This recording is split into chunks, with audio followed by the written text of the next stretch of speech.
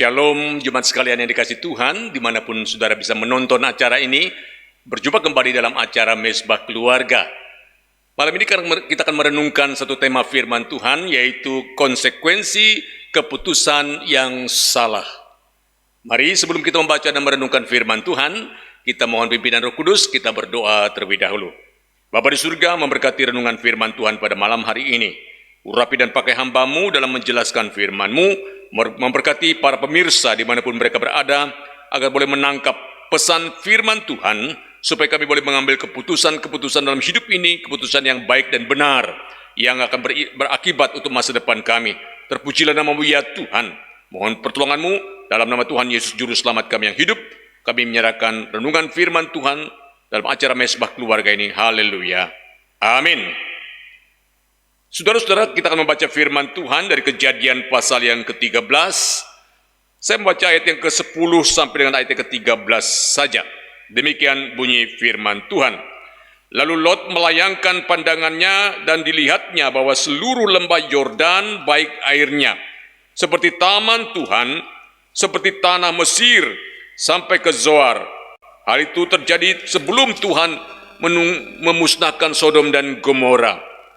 Sebab itu Lot memilih baginya seluruh lembah Yordan itu, lalu ia berangkat ke sebelah timur dan mereka berpisah. Abraham menetap di tanah Kanaan, tetapi Lot menetap di kota-kota lembah Yordan dan berkemah di dekat Sodom. Adapun orang Sodom sangat jahat dan berdosa terhadap Tuhan. Sampai sekian jauh pembacaan firman Tuhan.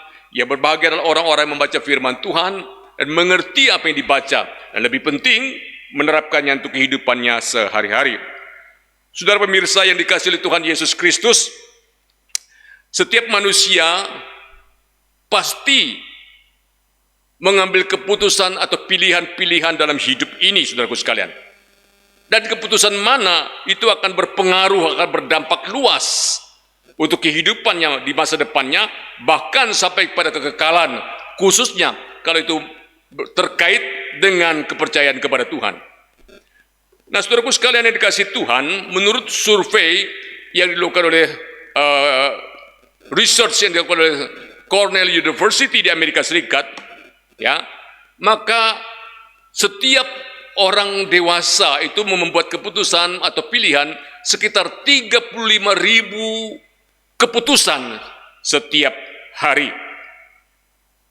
Dan riset dari Cornell University ini mengestimasikan bahwa seorang dewasa membuat keputusan 226 keputusan itu perharinya, menyangkut hal-hal yang berhubungan dengan makanan dan minuman misalnya. Sehingga masuk akal kalau ada 35.000 keputusan setiap hari.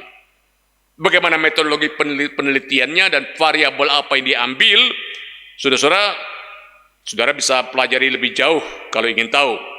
Yang pasti Bapak Ibu sekalian, universitas bergengsi sekaliber Cornell University tidak mungkin merilis suatu hasil survei yang abal-abal. Nah, secara khusus pada saat ini kita akan menyoroti kehidupan Lot dan melihat bagaimana keputusan-keputusan yang Lot ambil pada waktu itu, ya, yang sangat mempengaruhi kehidupannya di kemudian hari. Saudara, siapakah Lot ini sebenarnya, Bapak Ibu sekalian? Saudara, kalau kita membaca firman Tuhan, Lot itu adalah seorang anak laki-laki dari Haran. Haran itu adalah adik dari Abraham yang paling muda. Sehingga Lot adalah keponakannya Abraham. Nah, Haran ayah dari Lot itu telah meninggal, sehingga Lot itu mengikuti kakeknya Terah dan juga pamannya Abraham. Nah, saudaraku sekalian yang dikasihi Tuhan, bagaimanakah sifat daripada seorang yang bernama Lot ini? Saudara-saudara, Lot ini seorang yang boleh dikatakan memiliki sikap atau sifat yang egosentris begitu. Saudara, dalam ayat yang ke-10 dalam Kejadian pasal 3 yang tadi dikatakan, lalu Lot melayangkan pandangnya dan dilihatnya bahwa seluruh lembah Yordan banyak airnya, seperti taman Tuhan, seperti tanah Mesir, sampai ke Zoar. Hal itu terjadi sebelum Tuhan memusnahkan Sodom dan Gomora. Saudara-saudara yang kasih Tuhan Yesus Kristus, egosentris itu artinya adalah faktor utama dalam mengambil keputusan adalah demi kepentingan dan kenyamanan diri. Itu artinya, ya tidak peduli apa yang menjadi kepentingan orang lain, yang penting diri saya, kebutuhan saya, keuntungan saya, itu dipikirkan. Ya. Nah, apakah itu berguna untuk saya atau menguntungkan saya? Dan biasanya berdasarkan pandangan mata, itu jadi utama yang ditekankan. Nah, saudaraku sekalian, kalau kita masuk ke Israel, Bapak Ibu sekalian, maka kalau kita masuk dari negara Yordania, maka kita tahu bahwa sepanjang jalan dari Yordania menuju perbatasan Israel itu adalah kering kerontang di padang gurun dan tidak ada pepohonan sama sekali. Sama juga kalau kita masuk dari Mesir, ya.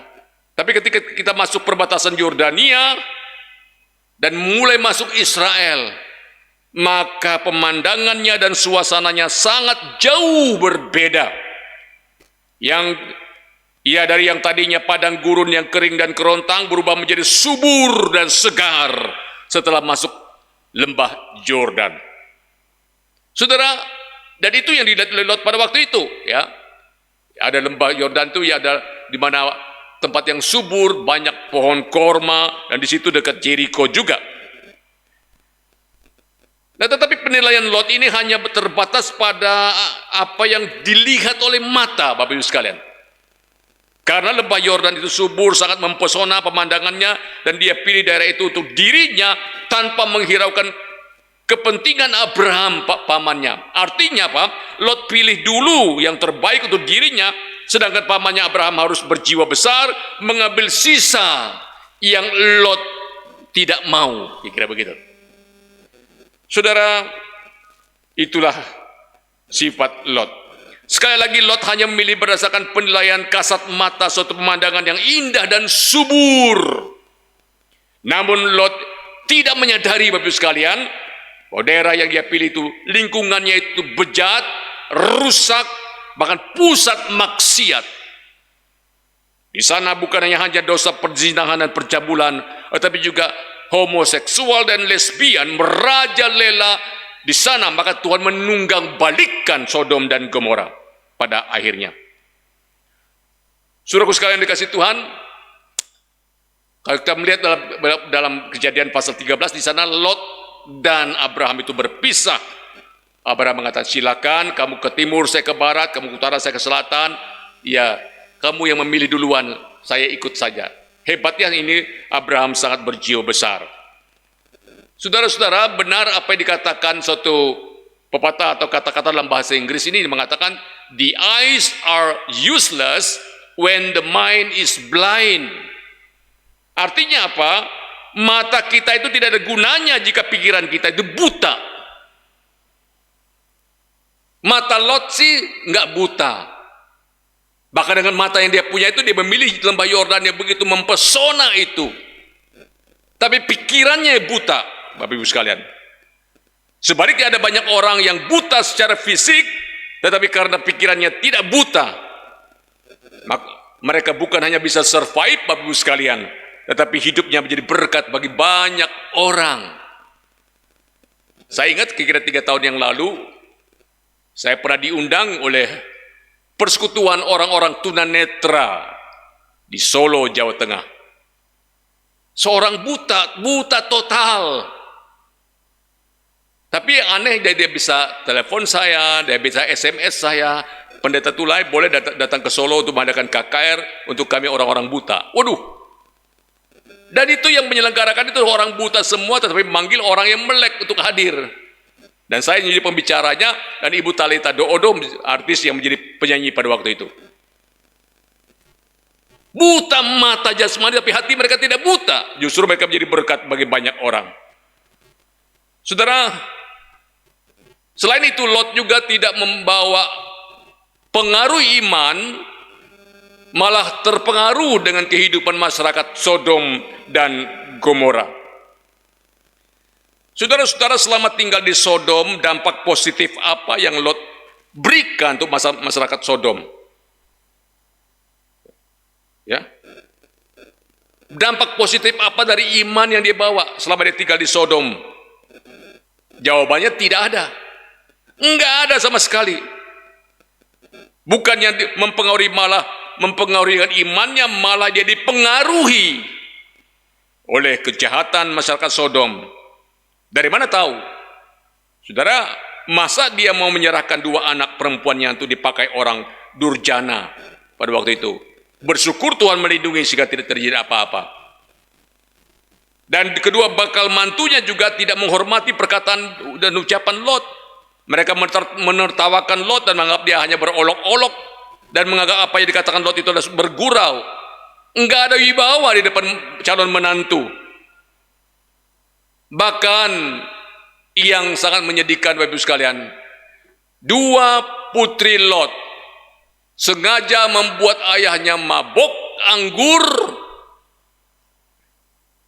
Ada penafsir mengatakan memang karena Lot memang suka mabuk orangnya, agar kedua putrinya itu bisa melakukan dosa incest terhadap Lot papa mereka, yang kemudian melahirkan 2 anak, dan mereka menjadi nenek moyang leluhur bangsa Moab dan bangsa Amon, yang kemudian menjadi musuh bebuyutan bagi bangsa Israel.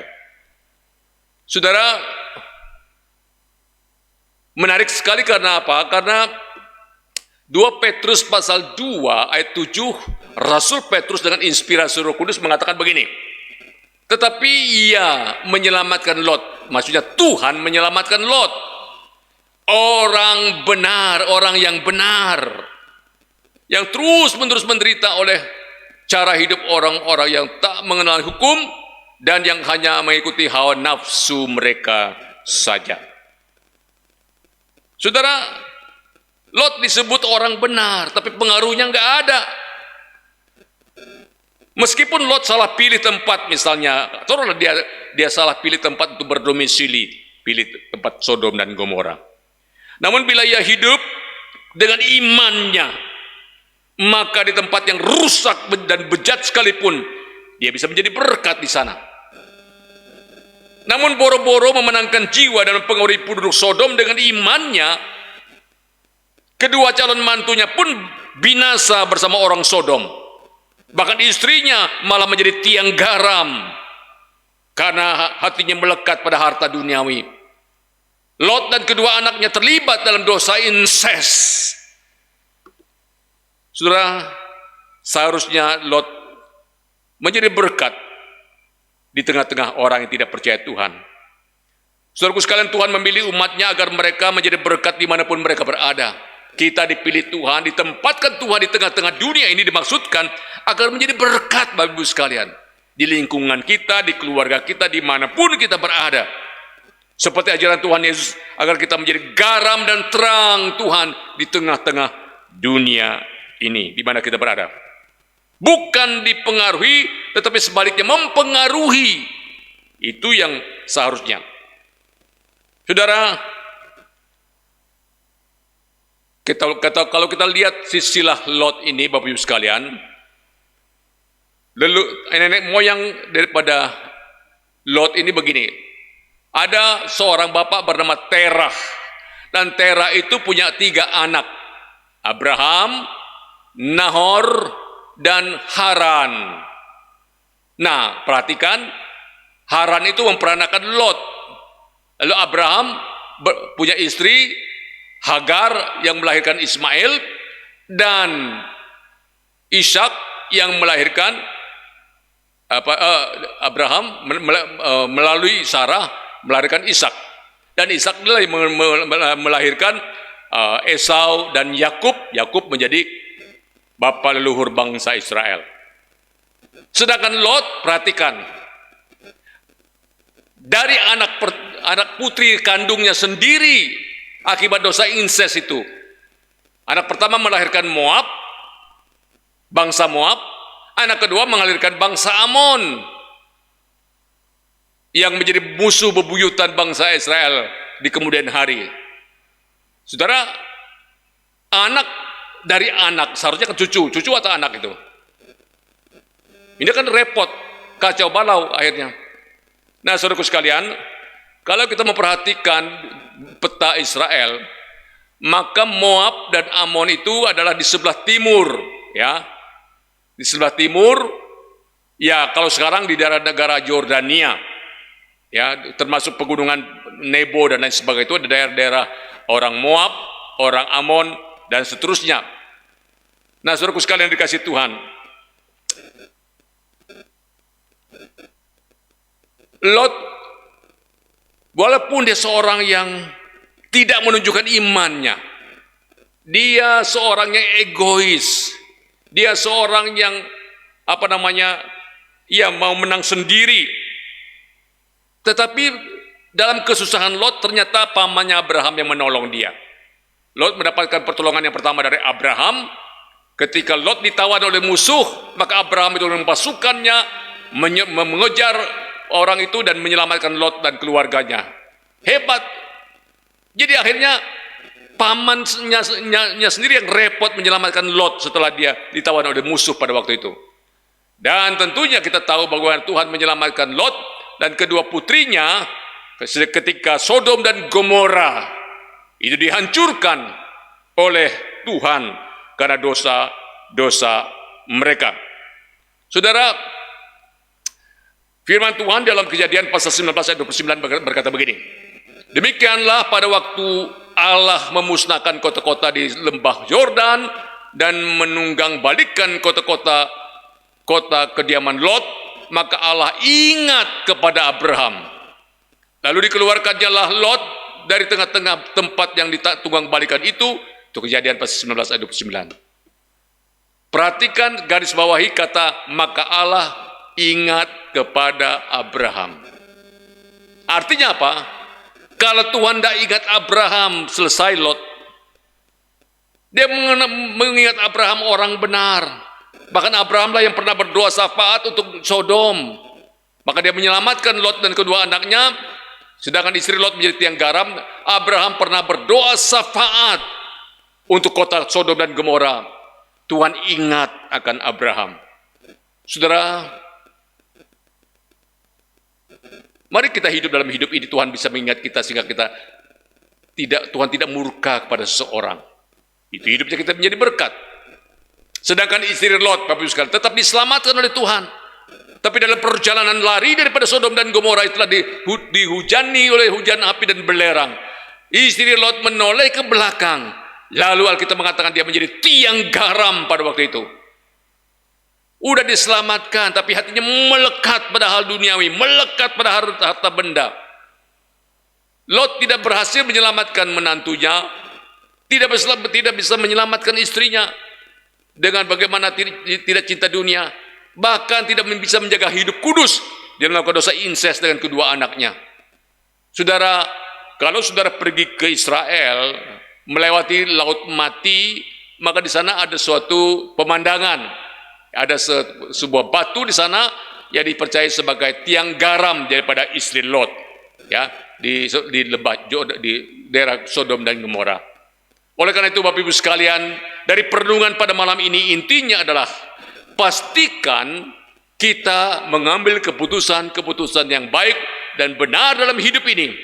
Dan keputusan itu akan berdampak ke depan, masa depan kita, bahkan sampai kepada kekekalan. Karena konsekuensi keputusan yang salah akan berakibat fatal baik dari kita maupun bagi keturunan kita dan lingkungan kita.